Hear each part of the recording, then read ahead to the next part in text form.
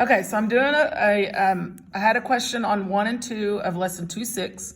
These are specifically about piecewise functions. Piecewise functions give you multiple functions in one, and then they give you restrictions for your x. And then that's how you know which one of the three to use when you're figuring your answer, your output. So like the first one, x is 0. So we go up and we look at our x restrictions. So x has to be less than -2. Well, 0 is greater than -2, so we're not using that one. Let's go to this last one, and then we'll go to the middle one. X is greater than or equal to 2. Well, 0's less than 2, so it's not greater than. So let's go to this one. This one's x has to be in between, somewhere in between -2 and 2. Well, that's where 0's at. So that means 0 falls into this restriction for x, so we're going to use this function.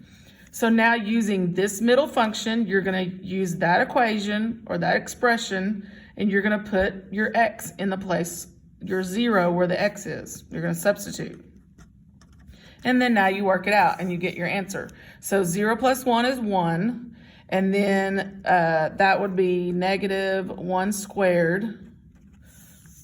And then -1 squared, or 1 squared is 1, and then it would be -1. So then -1 plus 3, and your final answer is 2.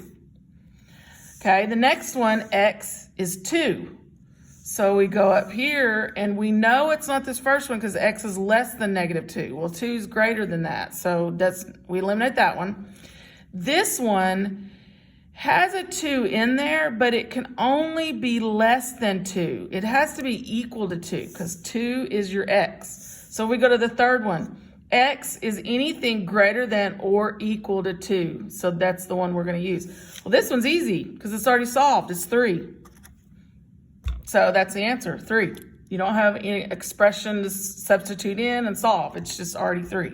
The last one, x has to be greater than, or x is 4. So go to this last one again. X is anything greater than or equal to 2. So it's going to be that one again. So that one's another one where you answer 3. And so that's how you choose your function. And you, like the ones that they gave us, we didn't even ever use this top function, and that's fine. You're just, whatever the x's that they're giving you, you use your restrictions to figure out which one of these functions I'm going to use to work my problem out. Okay, so let's go to number 2. Number 2 is the same thing. This time it's a g of x, and you only have 2. It's pretty simple because it's either equal to 2 or it's not equal to 2. This one's a little bit easier to figure out.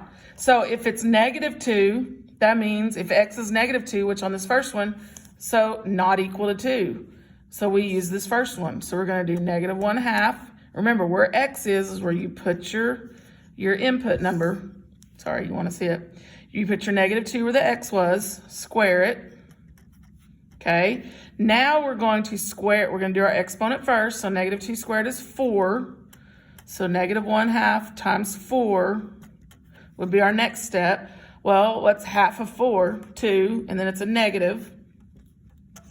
And then -2 plus 5, final answer 3. Okay, then the next one, x is 2. So we're going to use the second one because x is 2. So that one's another one that's already solved for us. We're done. And then the last one, x is 4. So again, this is one where it's not equal to 2. So you're going to use that top one again. So you just substitute in 4 this time where the x is. So then we're going to square 4 first. So that's 16.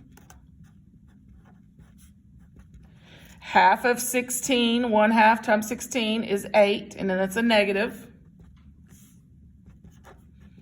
And then -3.